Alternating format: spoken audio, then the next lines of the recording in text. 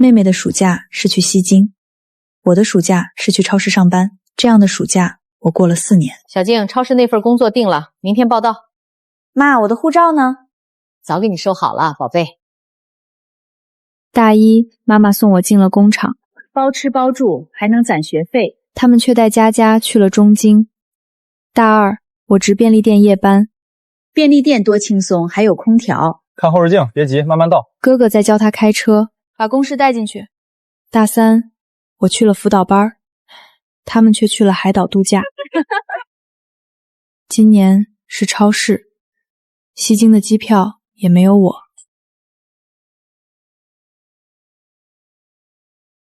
回来了。小静，哥给你带了双鞋。给我的。试试看。特地给你挑的，鞋底软，在超市站10个小时也不累。挺好的，谢谢哥。今年旅行的费用是我出的，佳佳年纪小，正是看世界的时候。你当姐姐的多担待。哥，就知道你最疼我。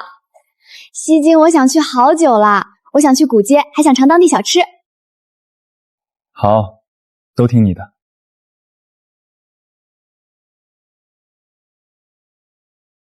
赵明，佳佳明年就大4了，你给妹妹留行个好工作。现在大学生这么多，好单位不好找。妈，你放心，这岗位我已经联系好了，佳佳毕业就能去。小静，你呢？要哥帮忙吗？不用，我已经找到工作了，海外实拍，毕业证到手我就走。行，你自己注意安全。佳佳，这条裙子带不带？带呀，拍照肯定好看。姐，你有什么想要的吗？我从西京给你带回来。不用了，你看着带吧。小静，你看佳佳对你多好，出去玩还想着给你带东西。你这个当姐姐的，现在不表示一下吗？这样吧，小静暑假工第1个月的工资给佳佳当零花钱。她一个女孩子出门，身上总得有点钱。哎呀，不用啦，我的钱够用。别这么懂事，好好玩就行，钱不用你操心。妈，我没钱吃饭了，能转50吗？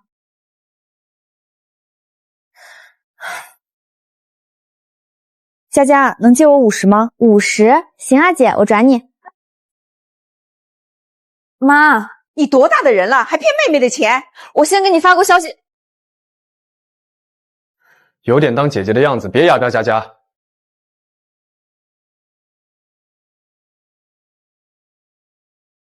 张静真，外派手续已经办好了，下周1到中英集合。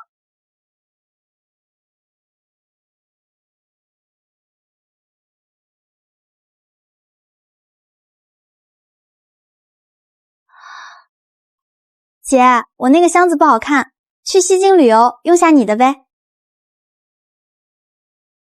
不行，我有用。你有什么用？你又不出去旅游，天天打工，用这么好的箱子干什么？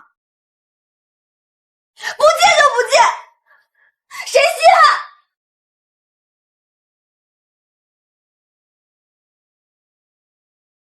张静真，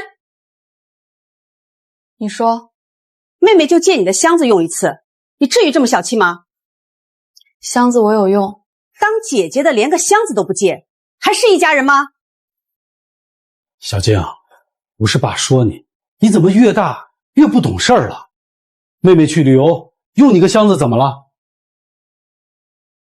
小静，一个箱子而已，别让佳佳不高兴。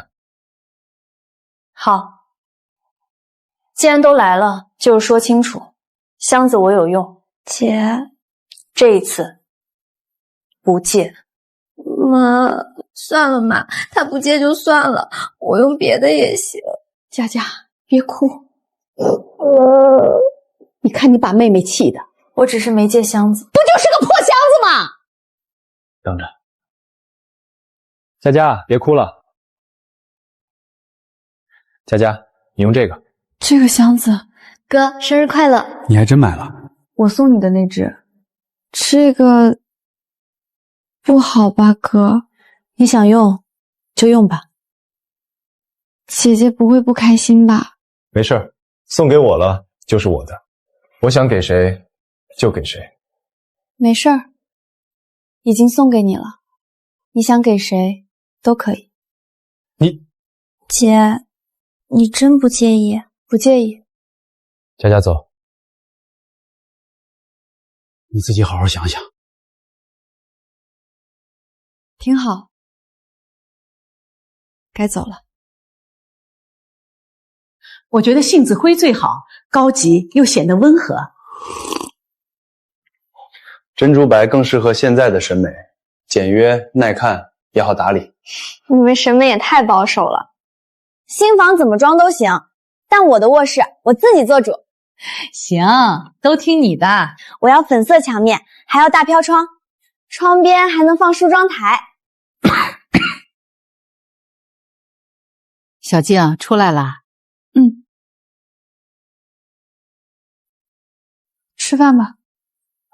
吃饭吃饭，都吃吧。小静啊，家里买房子了，房间都分配好了，等你有空过去看看。买了多久了？半年，一直没机会告诉你。半年，180天。180天，哪一天没机会告诉我？你这孩子怎么跟你爸说话呢？买房子忙都忙死了，哪顾得上一一通知？妈，新房子的门锁密码是多少？971604。哥哥的出生年份，妹妹的生日日期，组合后的完整房门密码，没有一个数字和我有关。妈，我的生日是多少？怎么了？你连自己的生日都忘了？你还真忘了？我听着呢。你是冬天生的，那天还没到预产期，外面下着大雪，你妈出门时摔了一跤，差点就难产了。你妈受了不少罪，才把你生下来。你妈以前总说你就是天生来讨债的。讨债的？说这些干什么？吃饭。吃饭。妈，这个汤明天还能再做吗？能，你喜欢就再做。妈，我吃好了。去吧，早点收拾东西。我也吃好了。我吃好了，你们慢慢吃。你先去吧。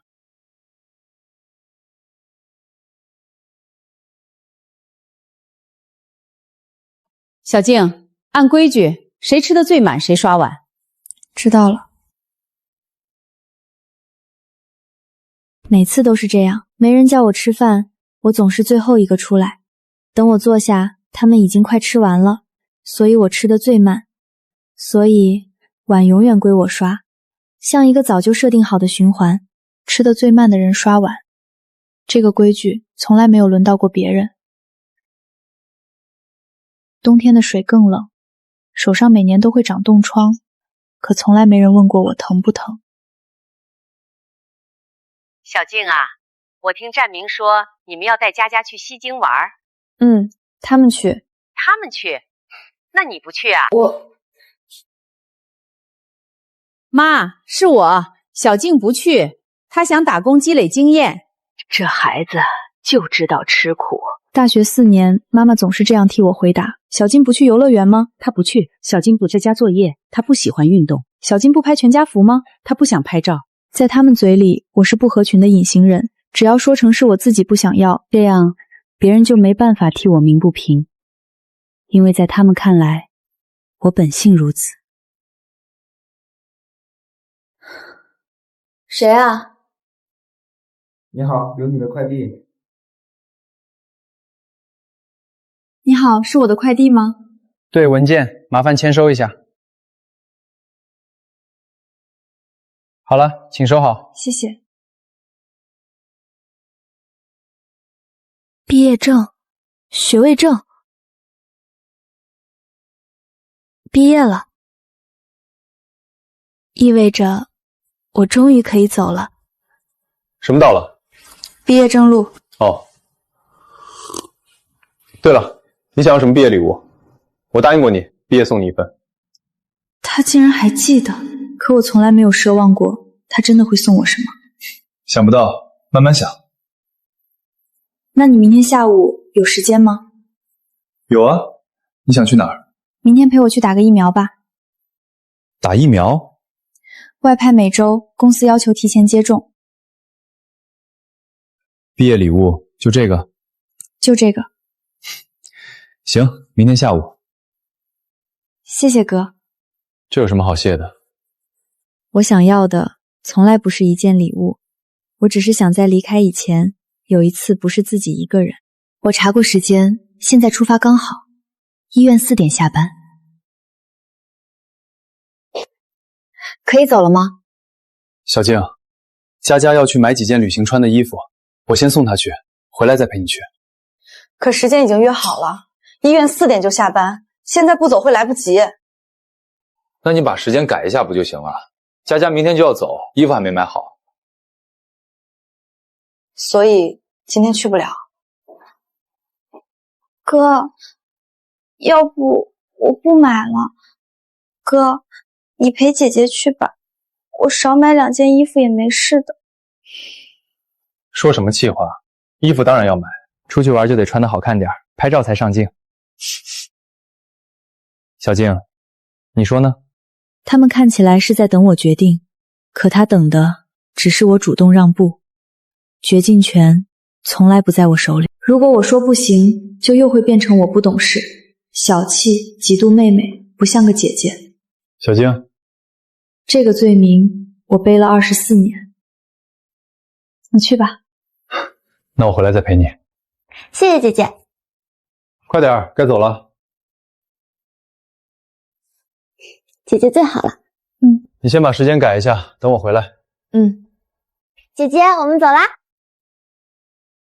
果然，永远都是这样。我永远是那个需要懂事、需要让步的人。他不会回来了。一个人来的？放松，手臂不要用力。好。好了，按住棉签。一个人也没有什么做不到的。你们看，我今天买了好多东西，这件出去拍照肯定好看。好看，颜色也衬你。他挑了一下午，总算满意了。爸妈，这2件是给你们买的，还是我们佳佳懂事，出门还知道给爸妈买礼物。你们喜欢就好。小较劲，不是我说你，你看看你妹妹多懂事儿，出门还想着我们，你呢，从来都不想着家里，同样都是女儿，怎么就能差这么多？我哪里来的钱？妹妹能给你们买礼物，是因为出门前你给了她2000块。她拿你给的钱给你买东西，不过是借花献佛。你心里明明知道，还要拿这件事来刺我，有意思吗？你什么意思？你是在怪我没给你钱吗？你都24了，还等着家里给你零花钱？佳佳是你妹妹，你还要和她计较，怎么这么小心眼儿？我24，只比妹妹大1岁，她大3，我大4。她可以出去旅游，可以拿着2000块买衣服，我必须去超市打工，工资还要给她当零花钱。妈，公平吗？够了！这么大的人了，怎么还跟你妈拌嘴？小静，你最近脾气怎么越来越大？不就是几句话吗？至于跟妈顶嘴吗？行，都是我的错。没人说你错，你别生气。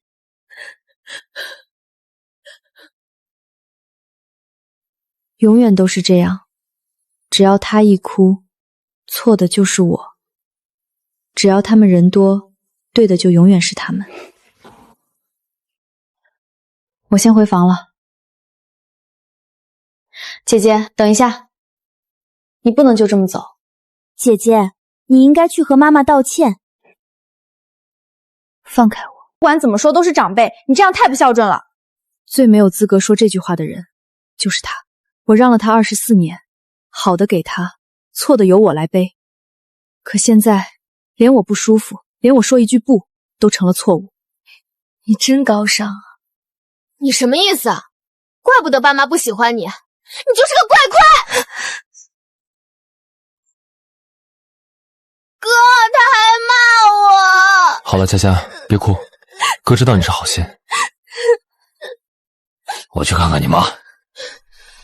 没有人问我疼不疼，他们甚至没有看我一眼，也好，又省了我告别。晚上果然没人叫我吃饭，不过我也吃不下，碗还在这里，这次不刷了，那个台阶谁爱下谁下。我不需要再证明自己懂事，也不需要等他们同意。证件、证书接种提证，真正属于我的东西原来这么少，衣服够穿就好。最早一班去京市，订好了，明天我就走。这一晚我睡得很踏实。真的不跟妈妈道个歉吗？你就忍心看她不开心着去旅游？她挺开心的。别跟他废话了，他就是个见谁都咬一口的疯狗。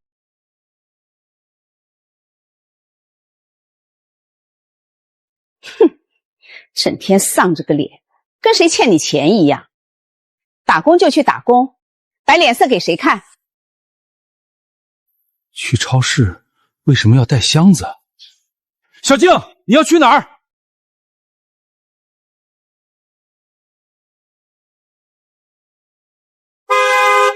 小静，你先把话说清楚。爸，你愣着干什么？再不上车，飞机要赶不上了。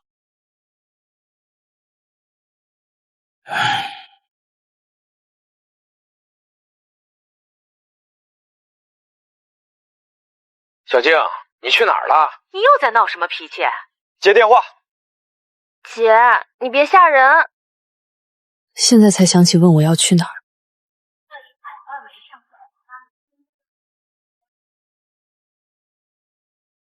张金珍，徐老师，你这是要出远门？去外地工作。这么快？毕业手续和需要的材料都拿全了吗？都拿全了。喂，你好。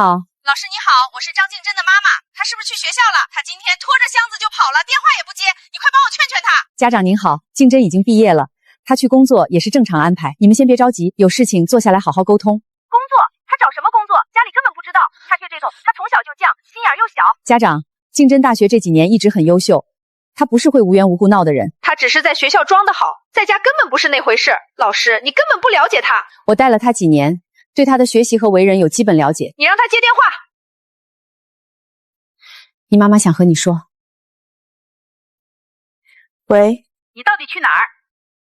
去工作。你去工作不能提前说吗？我说过，外派每周，毕业手续办好就走。非要挑今天拖着箱子走吗？你们今天很忙，我不想打扰。你阴阳怪气给谁听？你爸刚才追你，差点被车撞了，你知不知道？他没事儿。你还有没有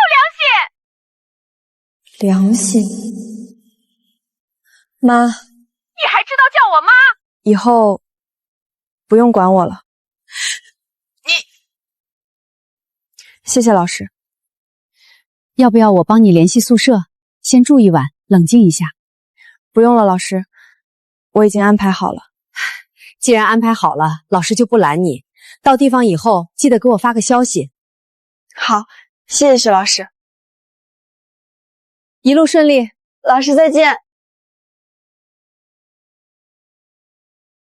再见了，那个永远在刷碗的张静珍，那个永远在让步的张静珍，那个透明的、多余的、讨债鬼一样的二女儿。从今天起，我只为自己活。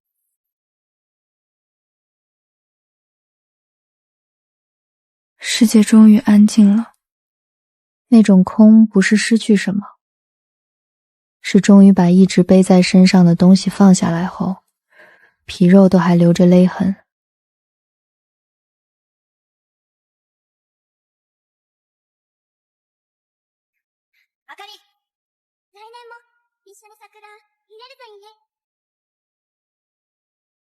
证件单独放好。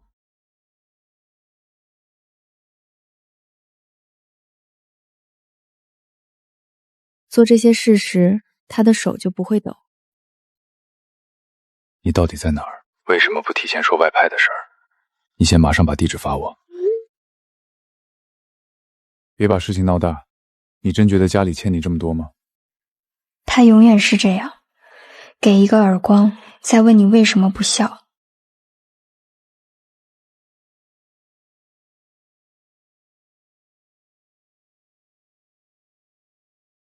到了吗？到了，谢谢老师。好，好好休息。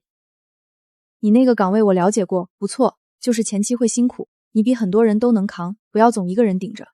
大学4年，夸过我的人不少，可只有这句，让我第一次觉得自己不是天生就该忍。谁？是我。开门，我们谈谈。我累了，不想谈。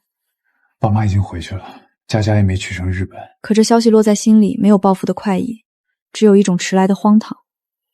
所以你满意了？全家因为你乱成这样，你连句解释都没有。解释什么？解释我为什么去工作，还是解释我为什么没有继续当那个最听话的人？哥，你记得吗？大2那年我发烧到39度，你说在陪佳佳练车。我期末加别那天，你们全都去给她过生日。去年我交学费差2000，你当晚给她买了新平板。因为我说什么都不重要。你从来不说。我说过，没人听。药，昨天你撞到桌角了，我看见了。我胃不好，家里没人记得，他怎么知道的？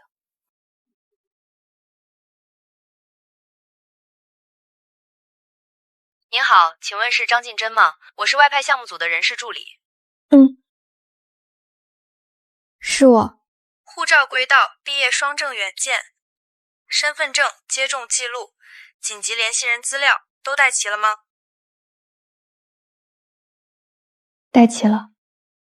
外派前有一轮封闭培训，至少3周，期间手机受限，私人事务建议先处理好。好，谢谢。按常理该填父母，可一旦出事，最先接到电话的会是他们，所有事情又会回到他们手里，变成他们评判我、安排我，代替我决定。我不想，可除了他们，我好像也没有别人了。起床没？别忘了吃早饭。徐老师。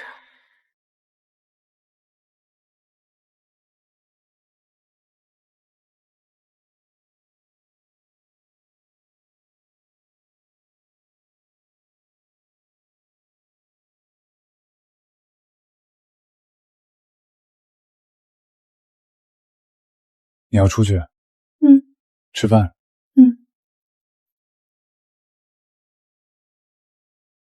我也没吃。他语气很平，却带着点别扭的试探。我请你吃个饭。不要。就当送你。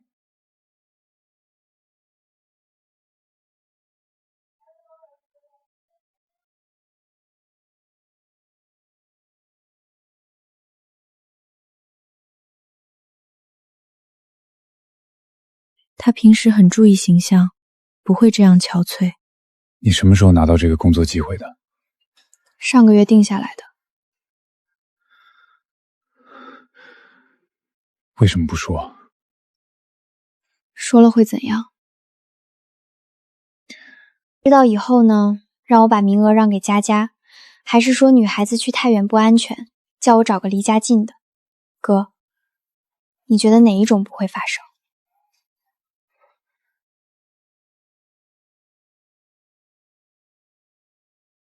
外派不是小事儿，所以我更不能说。你连我都防着。我不是防你，我是知道你最后会站在哪边。昨天爸很生气，妈也哭了一晚上。你没什么想说的？没有，很多伤都是旧的，结痂了碰不到血，他就以为从来没存在过。小金，如果我以前真的有做的不对的地方，我跟你道歉。然后呢？然后我们慢慢补。怎么补？20岁我打工，你带全家旅行；22岁我交不起房租，自己撑。还有那些看不见我的时候。哥，坏掉的东西不是说句对不起就能恢复原样。这里面有张卡，密码是你生日，钱不算多，先拿着。我不要。不是给家里，是给你。我知道，可我不需要了。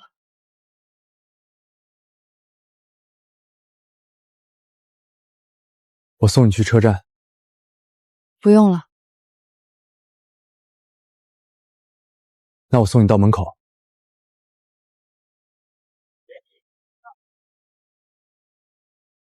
张金珍，如果以后你想回家，不会。好。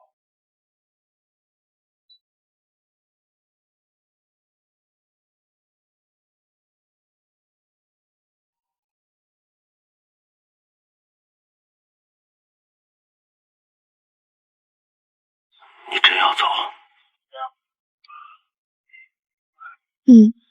去那么远，你一个人行吗？这是他第一次问我行不行，不是质疑，不是安排，是问，可惜来得太晚。行。家里这2天都在找你，你妈最近睡不好，佳佳哭了一场。你哥也说怪他，没人想到你会做到这个地步。爸，不是我做到这个地步，是你们把我推到这个地步。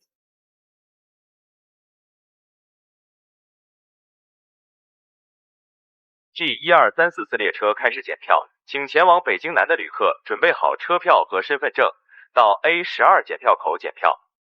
你小时候不是这样的。小时候我也觉得你们会爱我。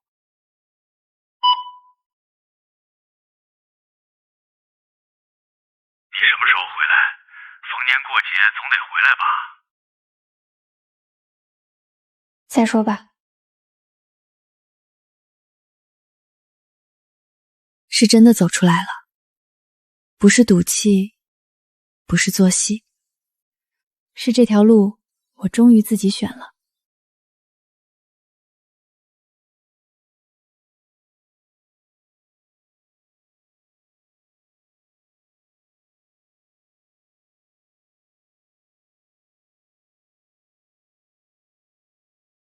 终于到了。张静珍，是外派南美 A 组8楼会议室，先去签到。终于到了没人认识我，也没人预设我该扮演什么角色的地方。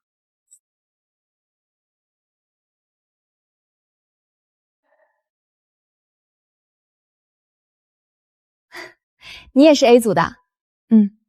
我叫林穗，昨天刚从护士过来。张静珍，你看起来好淡定，我昨晚紧张的3点才睡。不是淡定，是一路走到这儿，已经没有多余的力气拿来兴奋了。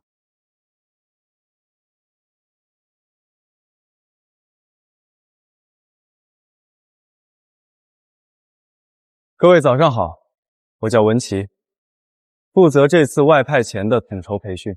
能坐在这里，说明你们都通过了前期筛选，但通过筛选不代表一定能出境。接下来3周，淘汰随时发生，身体、心理、语言、纪律，任何一项不过关，立刻出局。原来走出那个家不是终点，真正的难才刚开始。这个项目也太严了，我还以为来之前面试已经够难了。不过薪资是真高，我就是冲这个来的。我弟明年高考，家里需要钱。你呢？家里也缺钱？不是，那是为了什么？为了离开。那你一定会通过的。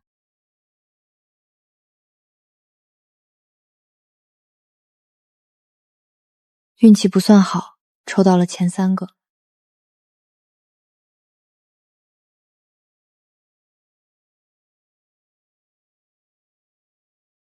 张金珍，跟我进来。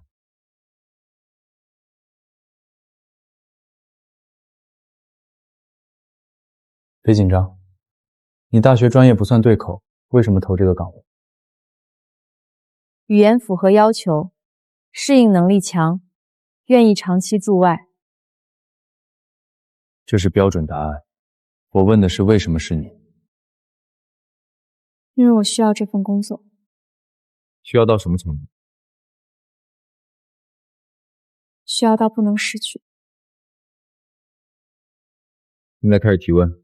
Войминджо вымобина коренiem батами такчакwe. Invazment fasne fadotosin sparmilius nejuse malavojnitko.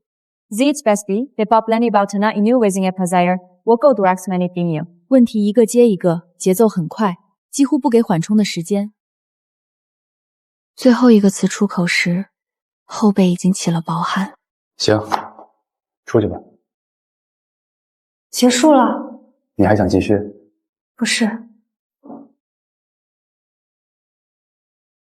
张金珍，紧急联系人为什么填辅导员？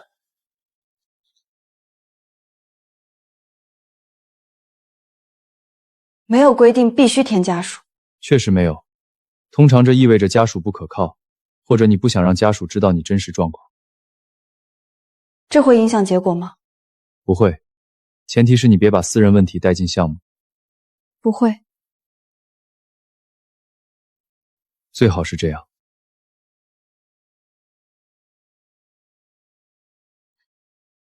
我还活着，我居然还活着！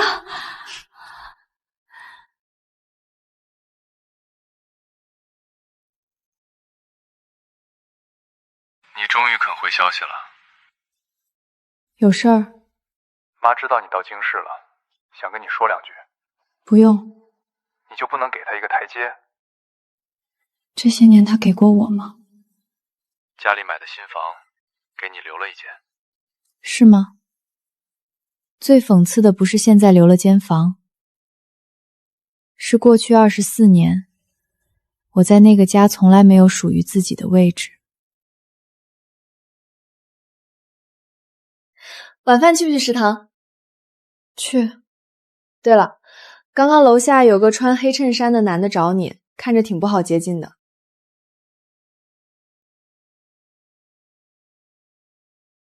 我是周旭，方便见一面吗？周旭，我大学谈了2年的前男友。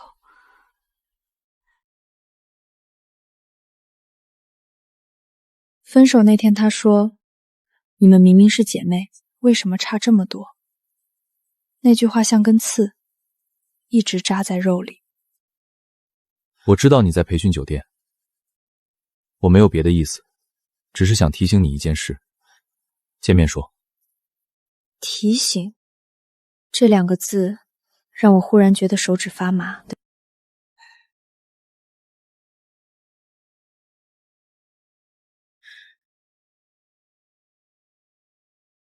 你脸白的有点吓人，多少吃点。谢谢。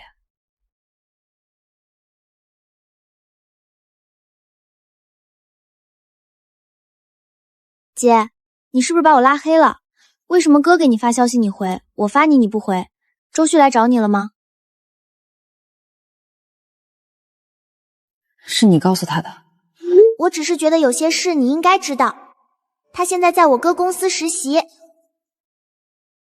怪不得他能这么快知道我来京市。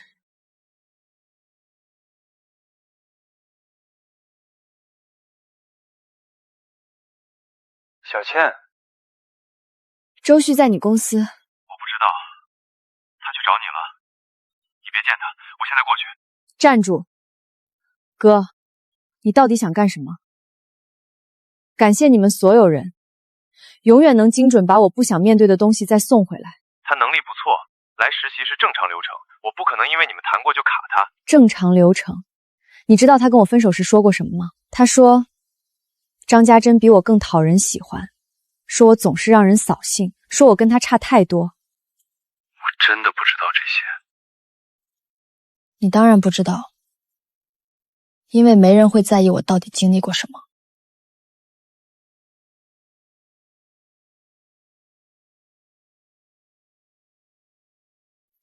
培训期间，私人纠纷如果影响状态，建议尽快处理。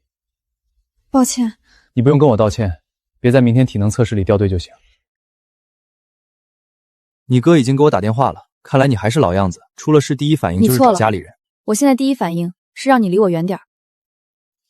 张小姐您好，楼下周先生劝离未走，需要联系安保吗？联系吧，如果他再不走，就报警。12时长途，落地的时候，阳光晃得人睁不开眼。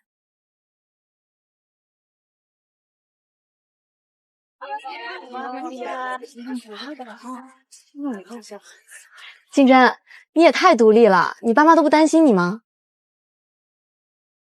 不担心。安顿下来的第二天，我们就去了工厂，开始熟悉流程。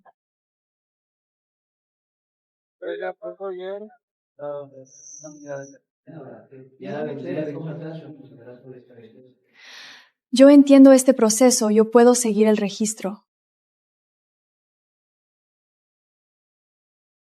1个星期下来，基本上就熟悉了环境。今天那个报表终于过了，你整理的真清楚。更重要的是，在这里，我做的每一件事都有回应。被需要，原来是这种感觉。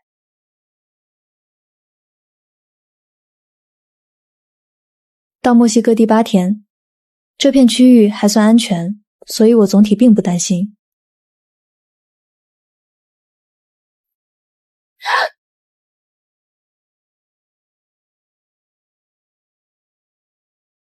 救命！救命！救命！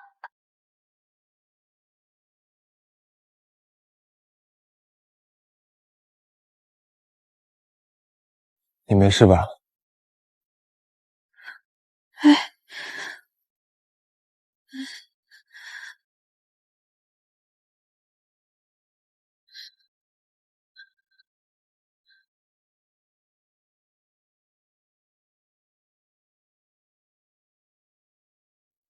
感觉怎么样？还行，已经不那么痛了。谢谢你救了我。我叫周静离，这边挺乱的，以后随身带个防身工具。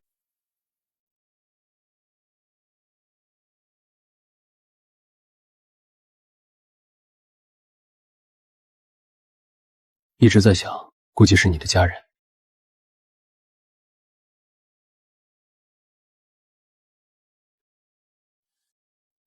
没有人真的关心我的安危，只有被隐瞒的恼怒。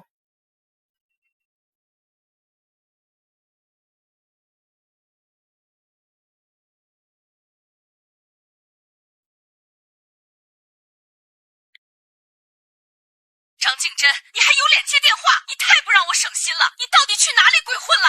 墨西哥。你怎么去了那个地方？很不安全。我们不是给你找了工作吗？你到底在搞什么？你管过我什么？你给我过生日吗？我大学学的什么专业？学费是我自己交的，家里的活都是我干的，你们配说管过我吗？你是姐姐，怎么还跟妹妹计较？买房你们4个都知道，半年时间，哪天来不及告诉我？你发这些舅舅账干什么？姐，都是我不好，你别说了。这些话终于说出来了。吃点吧。我认得你，你是隔壁公司的工程师。你终于认出来了，我们碰见了不下5次，张静真小姐。别提中午，少吃辣，晚上别走太晚。静真，你可算回来啦！姐姐你刚回来啦。这天过后，我们熟腻了起来。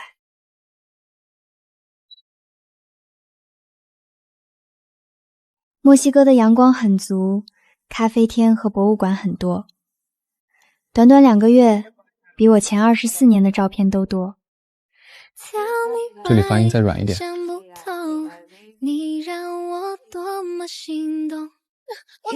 比起以前忙碌却乏味的生活，现在的我就像个被扔到丰容所的仓鼠，一点一点探索着生活的乐趣。为什么呢？因为他们不怎么喜欢我。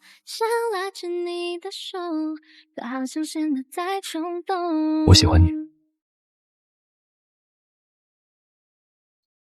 妈妈这段时间哭了几次，爸爸也不怎么说话，你真的一点都不心疼吗？你想让我说什么？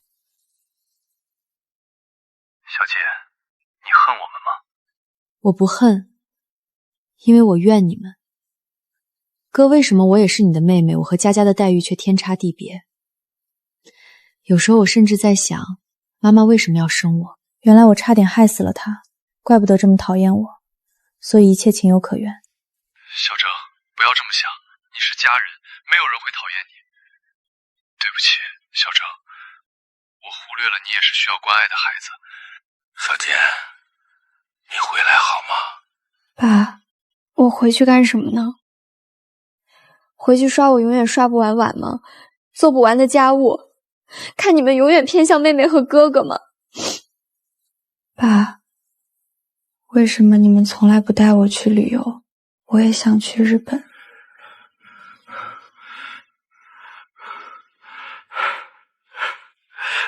对不起，小姐。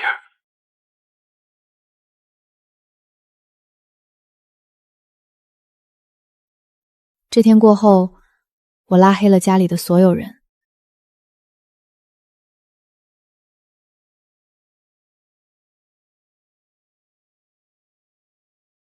我知道你这些年打工辛苦，知道爸妈偏心，房子的事儿是我不让他们告诉你的，我怕你跟我争。姐，对不起。那些字是真的，愧疚也是真的，可那又怎么样？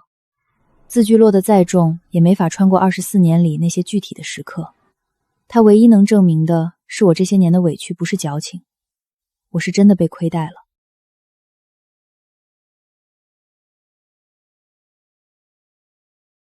我不求你原谅，也不求你回家。你哪怕只发个句号，让我们知道你活得好好的也行。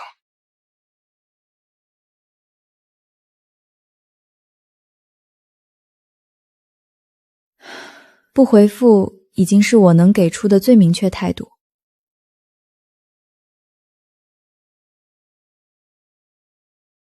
伤好的差不多后，工作重新忙了起来。每天回到公寓时，腿都酸得发沉。可奇怪的是，累归累，我却没有以前那种被掏空的感觉。被需要，原来是这种感觉。反应不错，下次大客户会议你也跟着来。好的，谢谢。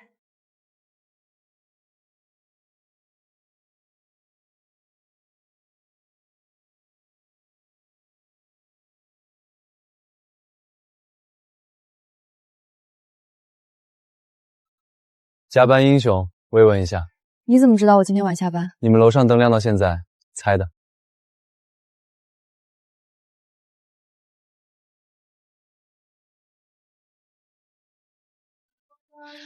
我今天开口了。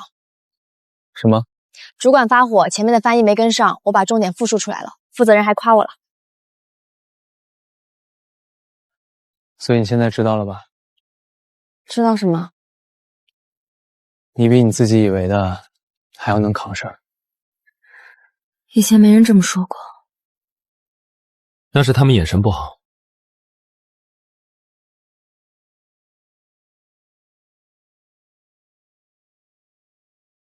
景真，我下个月要回国一趟，处理点事情。哦，去多久？如果你愿意的话，跟我一起回去。我知道你家里的事儿，不办婚礼。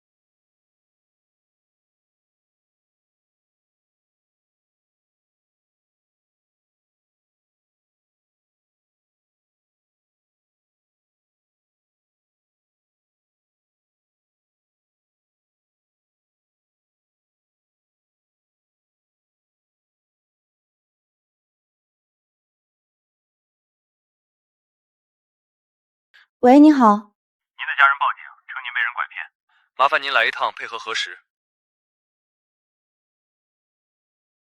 怎么了？我爸妈报警了，说我被人拐骗，说让我过去一趟。我跟你一起去。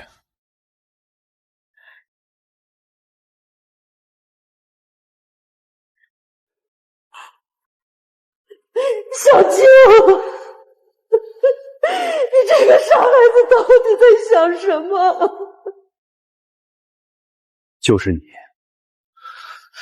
你把我女儿骗到国外去，现在还敢回来领证？家属冷静一点，先核实情况，别冲动。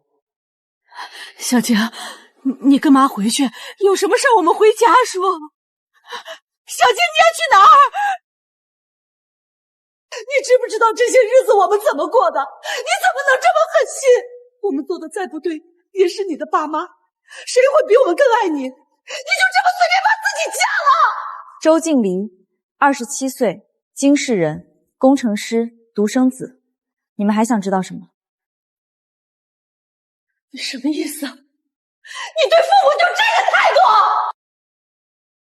妈，我们都跟你道歉了，你还要怎么样？我要跟周经理回去工作。不许走！张金珍，你今天要是敢走，我就跟你断绝关系！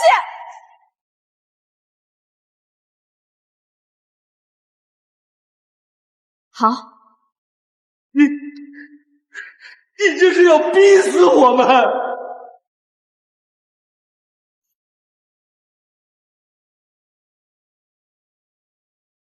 再见。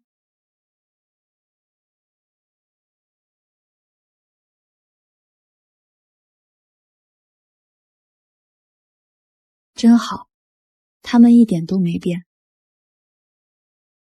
还是那样习惯用愤怒掩饰亏欠，用血缘绑架选择，用眼泪逼我回头。正因为他们没变，我才终于能够确定，这一次我是真的走出来了。车间的灯把影子叠着画，后来的路各自走成了。哎呀，经理跟我们念叨好久了，总算见着真人了。快坐快坐，阿姨炖了汤，路上累了吧？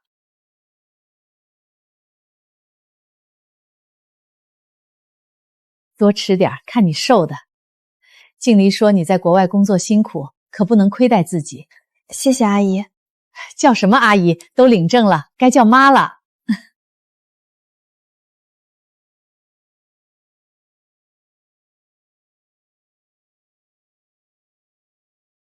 妈，在那边照顾好自己，有事儿就给家里打电话。过年要是能回来就回来，不能回来也没事儿，我和你爸去看你们。这是改口费，拿着。在外面别委屈自己，想吃什么想买什么就买，钱不够跟妈说。不是压岁钱走个过场，是真心实意的疼惜。想什么呢？没什么，就是觉得现在挺好的。下周休假，想去哪玩？